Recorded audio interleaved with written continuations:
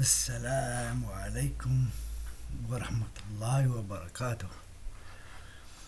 Aujourd'hui, je vous parle des trois formes de l'intelligence citées dans le Coran.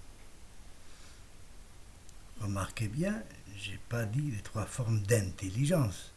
C'est tout à fait autre chose pour ceux qui maîtrisent les langues.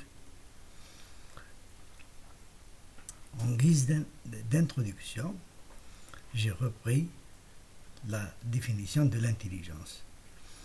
C'est l'aptitude d'un être humain à s'adapter à une situation, à choisir les moyens en fonction des circonstances et du temps qui est toujours limité. Dans le Coran, il semble qu'il existe trois niveaux ou formes d'intelligence. Qu'est-ce qu'on peut faire? On peut prendre une traduction en français, par exemple, et rechercher le mot intelligent, la racine du mot intelligent, pour voir qu'est-ce qui est traduit comme intelligent. On peut aussi prendre une des meilleures traductions américaines ou anglaises pour voir qu'est-ce qui est traduit de l'arabe vers l'anglais comme intelligent. Quand on a fait tout ce travail-là, on travaille ensuite en arabe. On prend par exemple Awli al-Albab et on recherche toutes les occurrences d'Awli al-Albab. On prend Awli al-Nuha et on recherche toutes les occurrences de Awli al-Nuha. Ensuite, on prend Al-Mutawassim, on recherche les occurrences de Al-Mutawassim. Bien sûr, dans les traductions, il y a de petites erreurs. Il y a quelque part un verset qui est un niveau scientifique, qui est l'un des niveaux scientifiques, qui n'est pas un niveau d'intelligence qu'on a traduit. Et grâce au code 3 par 19N, on arrive à avoir un ensemble clos avec trois niveaux ou bien trois formes de l'intelligence. Qu'est-ce qu'on fait ensuite? On prend chaque niveau, surtout le niveau où il y a un seul ou deux versets. On regarde, on scrute le contexte. On va voir de quoi il s'agit. À quoi est relié ce niveau d'intelligence, cette forme d'intelligence? Eh bien, à la fin, je ne vous résume pas tout parce que c'est un travail assez lent.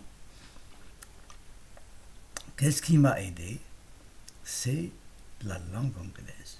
D'ailleurs, je salue Fouad, mon prof d'anglais, mon ex-prof d'anglais, qui était docteur en physique et qui m'avait enseigné l'anglais. C'est formidable. Donc, vous pouvez, si vous utilisez l'anglais, vous pouvez utiliser le mot-clé Three Types of Intelligence. Et vous trouvez des articles. Parce qu'en français, il y a les 7, il y a les 9, il y a les 12. Non, il n'y a pas les 3. En français, vous ne trouvez pas quand même assez de documentation dans ce sens. Je me résume. La première forme, c'est la dernière. Je commence par la dernière, la troisième. Al-Mutawassim, c'est l'intelligence sociale, relationnelle, émotionnelle, pratique. C'est des gens qui savent vivre, qui savent avoir de bonnes relations. Mais en général, ces gens-là ne poussent pas vers des études très profondes. Le deuxième niveau, bien la deuxième forme, c'est Awlu Nuha. Ça correspond à l'intelligence analytique et rationnelle. C'est-à-dire c'est celui qui pousse dans ses études, celui qui fait des maths, celui qui fait de la physique, etc. Le premier niveau, c'est l'intelligence spirituelle, créative, existentielle.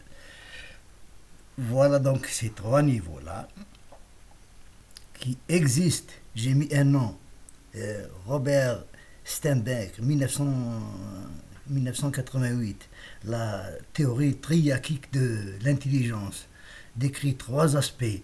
L'analytique, le créatif, le pratique, ça existe déjà. Ces trois niveaux, on peut utiliser les occurrences, on retrouve les codes, on retrouve la théorie, on peut, grâce à, à des données, grâce aux données qu'on trouve dans le Coran, grâce au contexte. Hélas, mes vidéos sont conçues courtes pour permettre à tout le monde d'avoir eu une idée rapide et essentielle. Sur ce, je vous dis merci d'avoir suivi cette vidéo et assalamu alaikum wa rahmatullahi